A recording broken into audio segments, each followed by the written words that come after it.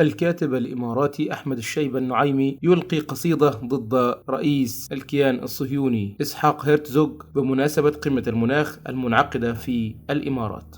وقال أحمد الشيبة النعيمي على حسابه على موقع إكس: قصيدتي في استقبال مجرم الحرب إسحاق هيرتزوغ رئيس الكيان الصهيوني على أرضنا الغالية الإمارات بمناسبة قمة المناخ، وفيها: على ما تحتفون به علامة، أحقا تبتغون به السلام؟ أهذا الوغد يبغيكم إخاء ويمطر أهلنا نارا حماما؟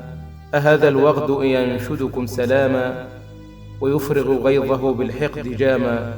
على أطفال غزة صار وحشا قبيحا ينشر الموت الزؤاما، فإما يترك الأطفال شلوا وإما يتركونهم يتاما، وإما يحرقون الأخت موتا فإن ماتت وإلا فالأيام بكف رأس طفل قد تدلى وكف من حشا أم ترامى، فقوموا صافحوها إن فيها بقايا من دمائهم إداما، وغطوه بأوسمة فذاذ كأنذل قائد قاد اللئاما. أدام الله عاركم بضيف بغيض الظل ما حل وقاما، فليست قمة إن صال فيها ولكن قاع ذل بل قماما.